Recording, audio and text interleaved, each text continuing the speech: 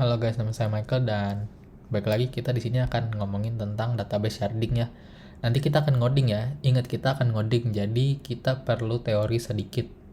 Yang dimana ya biar ada gambaran lah apa yang kita lakuin. Jadi bear with me ya. Teorinya sedikit aja kok, nggak panjang. Jadi jangan bosan. Yang penting jangan bosan untuk kalian saat belajar. Oke, kita masuk ke teori. Contoh ya. Nih. Jadi dia tuh teknik mendistribusikan data ke berbagai database atau server ya. Yang pertama untuk meningkatkan skalabilitas dan yang pastinya performa database. Yang dimana setiap dari shard atau potongan, ya ini kita sebutnya shard lah. Jadi kalau di gambar ini, ya kita lihat kita punya satu database nih dari user ya, A sampai Z. Nah, ini kita belum melakukan teknik sharding. Ketika kita melakukan teknik sharding, oke, nah kita akan dapat dia ini bukan dari table ya, berarti kita melainkan kita pecah nih. Dari A sampai I kita ambil dari database 1. Dari J sampai R kita ambil dari database 2. Begitu pula dengan S sampai Z. Jadi kita nggak bergantung pada satu database saja nih. Oke. Nah, jadi dia itu mengandung sebagian dari total data. Jadi satu ini kan mengandung sebagian nih. Yang dimana kalau digabungin bersama-sama ya membentuk sih database yang lengkap ini. Oke. Jadi ini teknik sharding ya. Jadi sebenarnya ini kalau kalian pernah dengar dia horizontal scaling bahasanya. Karena kalian tahu vertikal itu berarti ke atas, yang dimana kalau vertical scaling kita nambahin CPU-nya itu punya lebih bagus, RAM-nya ditambahin, ya prosesornya ditambahin. Cuman kalau udah mentok dan memang masih over limit, kita bisa nerapin sharding ini ya. Nah, baik lagi, sharding itu bukan partitioning. Yang dimana kalau kita lihat ini hampir sama ya, A 1 2 3 4 5 6 ini by ID berarti. Nah, kalau kita lihat di sini hampir sama dipecah ya datanya ya, 1 2 3 4 5 6. Nah, cuman di sini partitioning berarti kita memecahnya by table nih. Nah, yang dimana pokoknya intinya dia ini masih dalam satu mesin, satu PC. Kalau seumpama ini mati, ya udah nggak ada yang bisa dipakai gitu. Kalau sharding, nah ini yang namanya meningkatkan skalabilitas juga. Kalau satunya mati, yang lainnya masih hidup. Oke. Nah, kapan kita perlu sharding? Yang pertama, skalabilitas yang tadi ya. Yang kedua, throughputnya tinggi. Jadi semisal kalian ingin database kalian bisa memproses transaksi secara bersamaan, secara banyak dalam waktu yang relatif singkat. Nah, ini salah satu kelebihan daripada si sharding karena kita punya 3 database sekarang. Jadi kita nggak bergantung sama satu database saja. Yang dimana pasti kita menerima request itu bisa dieksekusi lebih cepat. Oke. Beda sama performa. Performa berarti kita mengeksekusi query tersebut lebih cepat. Nah, kalau throughput ini kita mampu menerima semacam request, banyak request dalam suatu kurun waktu gitu. Yang dimana ujung-ujungnya performa ya. Nah, kita juga distribusi geografis yang kalian kalau lihat data kayak pernah lihat EU atau mungkin EU West ya gitulah ya, kayak ada Amerika Barat, Amerika mana kan, atau misalnya Singapura, Indonesia. Nah, itu bisa jadi dia itu pakai sharding by geografis. Nah, di sini ada contoh sharding nih. Nah, nanti kita akan ngoding juga singkat terkait sharding ini ya, pasti. Yang dimana kita lihat di sini, yang pertama itu ada keybase. Nah, jadi teknik sharding itu pertama kali itu kita harus nentuin sharding key-nya. Itu sangat krusial. Kenapa? ketika kalian nentuin sharding key, itu berarti kalian kayak nentuin primary key-nya. Nah, sharding key ini yang bertindak sebagai kunci daripada kalian memanggil datanya seperti apa. Karena di sini kita sharding key-nya by order ID. Oke, contoh ya. Di sini kita pilih sharding key-nya order ID. Kita pilih teknik hashing. Oke, hashing berarti setiap misalnya nih nanti ada data order ID 1001. Nah, ketika kita memasukin ke database, kita teknik hashingnya ya udah di mode 3 ya ini ya. Jadi nanti hasilnya 2. Hasilnya 2 berarti nanti dia masuk ke shard 2. Nah, ini kita tentuin nih. Kita hardcode bahasanya ya. Oke. Nah, jadi ini tipe sharding yang lain, ini range sharding. Jadi misal kalian punya sebuah order, ibaratkan order transaksi ya, history ya. Nah, karena kebanyakan kalian pengen pecah nih, yang dari Januari sampai Maret di shard 1 atau di database ke 0 berarti ya. Januari sampai Maret di database ke 0, order date April sampai Juni di database ke 1, dan order date yang Juli sisanya di database kedua. Nah, ini kita ingat ya, kita akan praktek jadi nggak pusing implementasinya juga. Nah, yang dimana yang ketiga ini kita ada geographic sharding.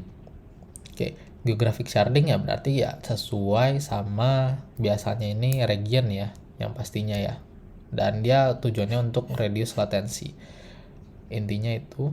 Jadi kalian kalau misalnya di region North America agak berbeda datanya sama di region yang di Indonesia. Kalau kalian contoh ya anggapan server kayak google.com atau google.us atau google.co.uk ya kan. Itu contoh. Nah, yang terakhir ada directory based sharding, yang dimana di sini kita nentuin shardingnya bukan pakai rumus, tapi kita nentuinnya pakai table. Jadi contoh kita udah buat nih table nih sebenarnya nih. Customer ID 501 udah pasti fix masuk ke A. Oke, gitu. Intinya gitu. Jadi dia main di table lookup. Jadi semisal waktu ya ini dia punya berubah, ya ininya juga ikut berubah gitu. Jadi nggak yang tadi ya, kalau yang tadi kan fix kan. Kita mode 3 gitu. Nah, kekurangannya. Nah, di sini poin utama sih database sharding. Karena bisa dikatakan yang pertama dia lebih kompleks pasti. Kenapa? Kalian tuh bukan main di satu database, tapi kalian main di 3 database atau ya 2 database lebih ya. Yang dimana ini nggak bisa pastinya ya, satu, kalian nggak bisa lakuin transaction. Yang kedua, kalian nggak bisa lakuin query join. Kenapa? Nanti kita akan lihat di codingannya. Nggak bisa pokoknya. Bisa, cuman kita harus pakai teknik agregator lah ya. Kita harus buat agregator dan itu ya semacam fungsi lah. Yang ketiga, konsistensi datanya. Oke. Ini jadi tantangan sih sebenarnya. Karena nanti kita ada operasi yang balik tadi, kita ada yang kayak main join itu ya bisa jadi konsistensi datanya tuh nggak sesuai gitu. Tau-taunya yang satu shard ada beda datanya sama yang di B udah pasti kan. Nah cuman ya intinya mix up gitu, jadi kita bisa kayak karena beda satu database kayak yang database lainnya, jadi kita agak pusing juga. Nah, yang tadi ya transaksi lintas shard ya berarti ya, yang lakuin transaction. Jadi kita nggak bisa kayak lakuin join gitu. Cuman kita bisa pakai teknik agregat. Nah, terus rebalancing kayak semisal kalian ini mau ubah database nih. Ya, ubah kolom semisal. Waduh, itu susah kalau kalian pakai teknik sharding. Jadi pastiin kalau kalian sebelum sharding itu kalian tentuin ini data kalian nih cocok gak untuk di sharding. Misalnya nih kalian udah normalize data kalian sebaik mungkin ya. Normalize data berarti teknik yang memecah data pakai partisi. Kalau bingung kalian bisa Google. Cuman biasanya sih orang udah tahu lah normalize. Kayak misalnya user, kalian nggak tulis username, kalian pakai user ID ya untuk di transaction history gitu. Jadi nanti dia bisa get by user ID. Nah, ketika kalian udah lakuin normalize itu, kalian mau sharding, kalian harus ubah lagi sebenarnya.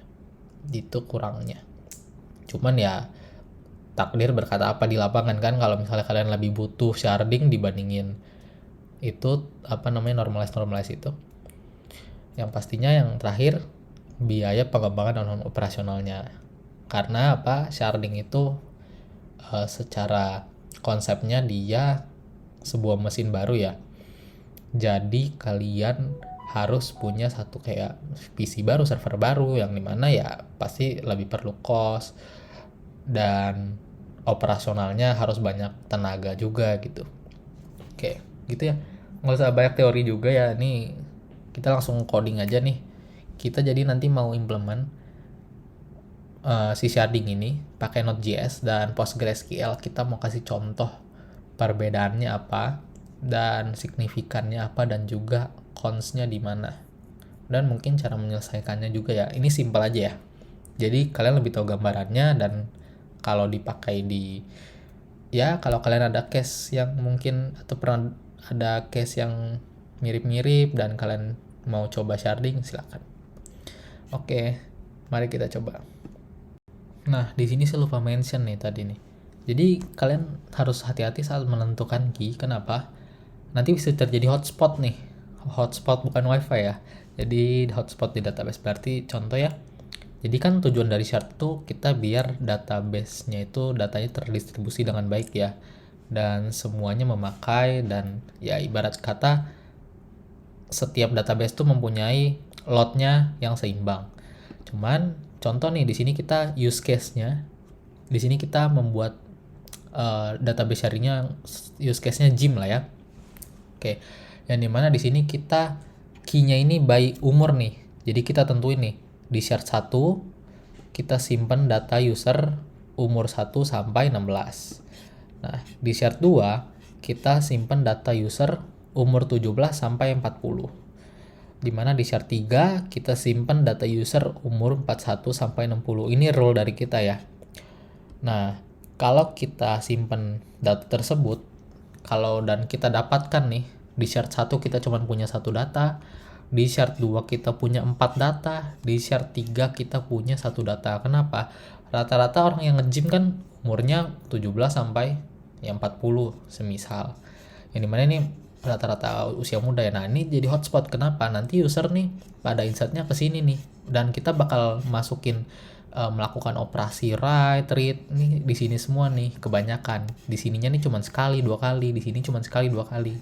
Nah, untuk apa kita pakai sharding kalau nggak terdistribusi dengan baik? Nah, cara ngatasinnya gimana? Contoh nih, kalian kalau lihat kita di sini kan punya kolom user ya, nama ya. Nah, di sini kita pakai user. Jadi semisal shard 1 kita buat dia simpan nama A. Jadi dengan user A ya simpannya di shard 1 ya. Jadi di sini kita simpan user dengan awalan A. Oke. Di sini kita yang 2 simpan user dengan awalan B. Di sini kita simpan user dengan awalan C. Yang dimana di sini kalau kita ubah nih datanya akan jadi seperti ini. Nah, akan jadi seperti ini, kalian lihat. Jadi di shard 1 kita punya data 2 ya. Andi pakai Y sama pakai I. Yang kedua Bobo Budi. Di shard 3 kita punya Cika Cakina. Ini kan terdistribusi dengan baik. Nah, makanya penentuan key itu kalau bisa diperhatikan saat pembuatan shard ya, atau ya database sharding lah. Oke, kita lanjut masuk ke praktek. Let's go. Nah, kita langsung masuk ke contoh nih. Jadi kita udah siapin yang pertama backend kita pakai Express dan kita akan pakai Postgre. Nah, mungkin kalian bertanya-tanya ini apa? Nah, ini nih koneksi. Ini ibarat kata kalian ini punya database di server lain ya. Nah, cuman karena di sini kita pakai satu PC, di sini kita akan simulasi. Kita akan pakai dua database dalam satu komputer. Ini sebenarnya nggak bagus ya, karena shard tuh sebenarnya kita pecah mesinnya. Jadi ini sebagai simulasi aja. Di sini kita kasih koneksi ya, ini sebenarnya koneksi ya. Jadi di sini kita main di localhost 5432, passwordnya 1234, dan kita kasih nama database-nya itu shard_1. Begitupun untuk shard_2. Di sini paham ya, jadi kita ini ibaratkan shardnya, oke, pecahan datanya. Oke, nah jadi paling pertama itu kita mau contoh ya, di sini kita mau buat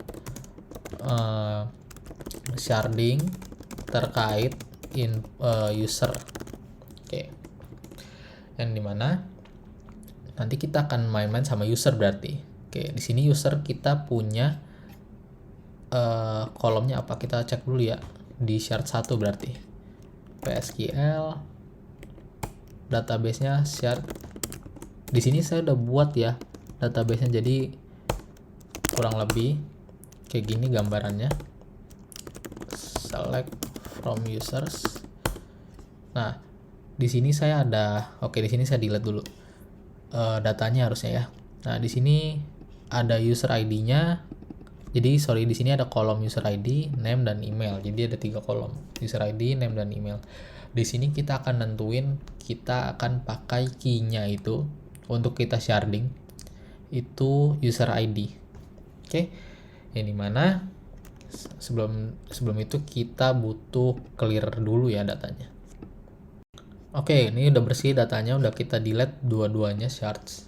Nah, kemudian di sini kita mau bikin fungsi yang tadi hashing ya. Jadi kita mau nentuin nih user. Jadi kita di sini pakai punya rencana. Jadi user yang dengan ID-nya di mode 2 sama dengan 0, dia akan masuk ke 2. Oke, yang genap akan masuk ke 2, yang ganjil akan masuk ke 1, begitu ya. Kita akan buat functionnya get shard.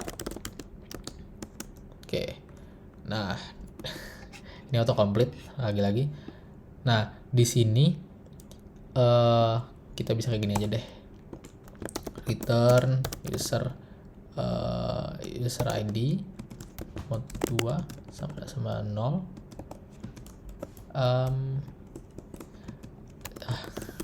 Oke, nah gini ya.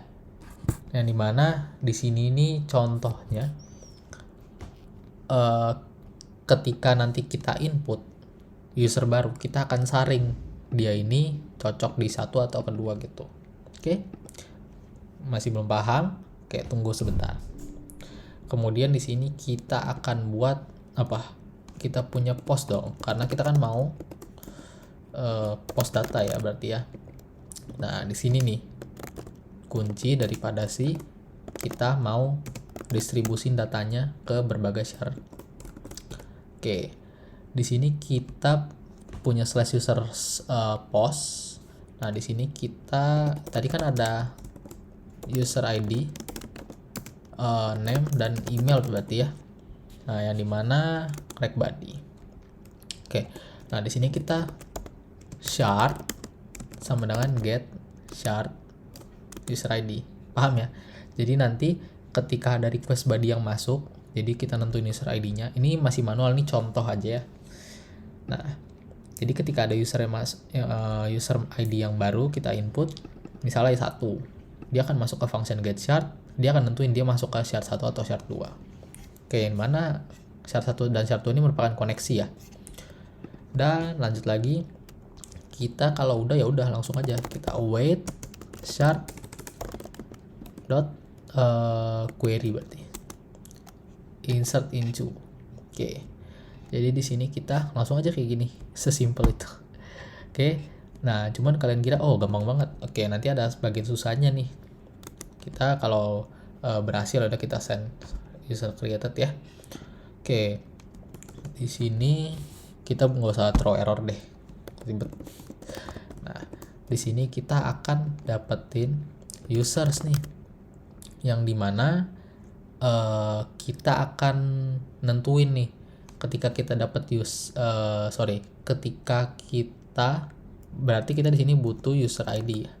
Nah, di sini kita akan mainin gimana caranya kita dapetin dari shard. Oke, kurang lebih sama. Oke, jadi kita yang pertama ini kita perlu user ID-nya. Ingat, key-nya si user ID. Oke, yang kedua ini const shard sama dengan get shard. Jadi kita jangan lupa kita langsung aja user ID gini ya. Oke, yang dimana ya hasilnya ini mau kita passingin gitu. Jadi ingat ya, kunci utamanya itu ada di function get shards, yang dimana function get shard ini yang menentukan nih dia ini cocok di 1 atau 2. Yang mana tadi ada teknik hashing ya, yang pertama kali di teori itu tadi ya. Oke, ini hasilnya ya, kita akan lempar dia. Jadi kita pastiin datanya sesuai walaupun kita simpen dia di database yang berbeda gitu. Oke, nanti ini ada challenge nih, cuman belum saatnya. Oke, nah terus di sini kita akan kasih dia listen ke 3000, dan di sini kita sebelum itu kita tes dulu ya dia punya data masuk atau enggak sebelum belum lama lagi. Let's go. Oke, di sini saya udah siapin nih user ID 1 Budi dan emailnya Budi Doremi ya. Let's go, kita tembak aja datanya post user created. Oke, berarti kalau kita lihat user ID 1 jadi masuk ke mana? Data shard 1 atau shard 2? Kita cek ya. Harusnya di shard 1 ya. Shard 2. Jadi kalau kita select, ini saya udah masuk ke shard 2 nih. Select from users. Tuh, ada masuk si Budi ini. Oke, kalau kita cek di shard 1,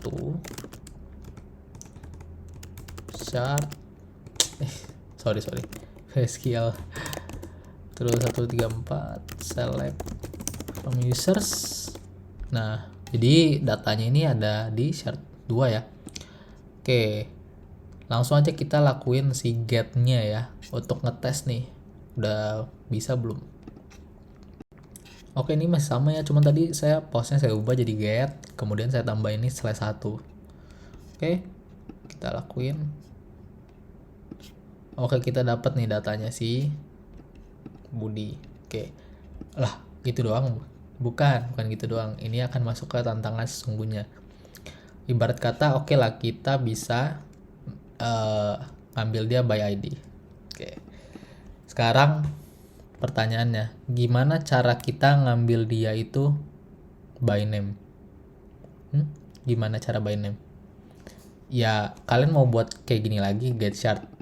Ya, name itu inget ya, name ini nggak bisa di modulus 2. Nah, kalau kalian mau by name pun, contoh. Oke, misalnya kalian by name. Jadi kita buat lagi function get shard by name.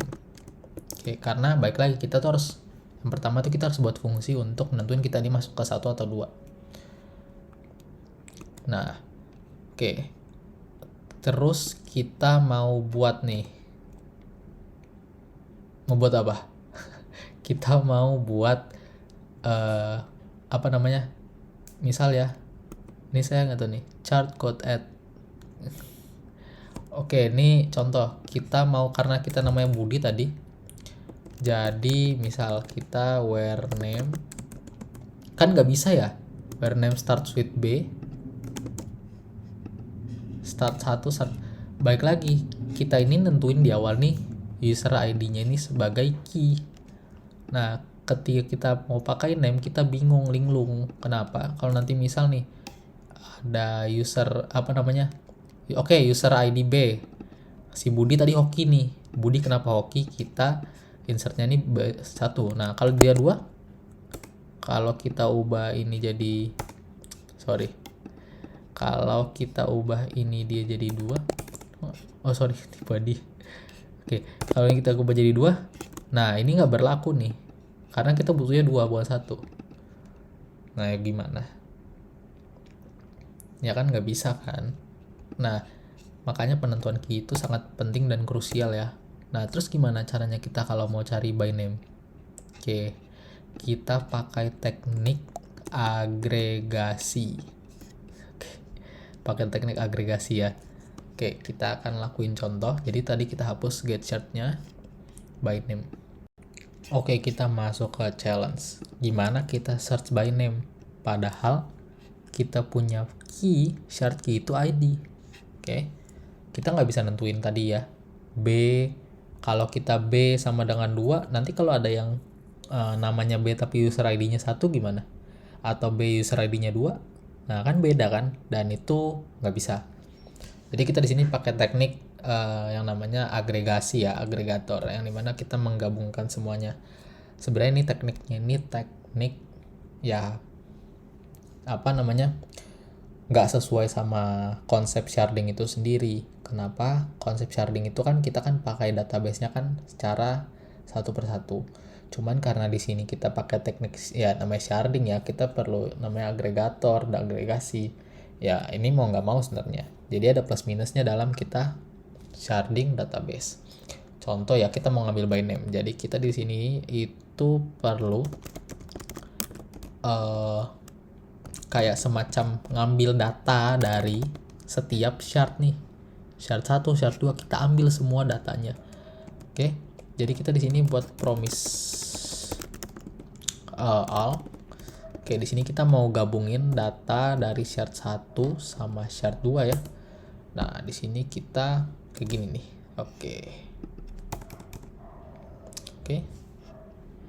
Oke, sorry, di sini harusnya pakai async function. Oke. Yang dimana ketika, nah ini kan jatuhnya kita mengagregasi ya. Jadi kita menggabungkan semuanya nih. Dari shard 1, dari database 1, kita gabungin hasil database 2, kita select semuanya nih dengan namanya siapa. Oke. Dari situ ya kita tinggal return aja datanya gitu. Cuman baik lagi, jadi kita ini query yang sangat ekspensif bahasanya, mahal. Kenapa? Dia kita pakai 2 database koneksi, dia melakukan pencarian secara menyeluruh ya dengan kondisi tertentu. Nah, yang dimana itu sangat makan komputasi ya. Cuman ya ini tekniknya, cara lainnya gitu. Karena kita di sini baik lagi kita pakai teknik sharding. Oke, kita nggak usah banyak lama lagi, kita langsung masuk gimana cara kita ngambil dia by name kalau gitu. Nah, kita bisa bandingin dia by name kayak gini ya.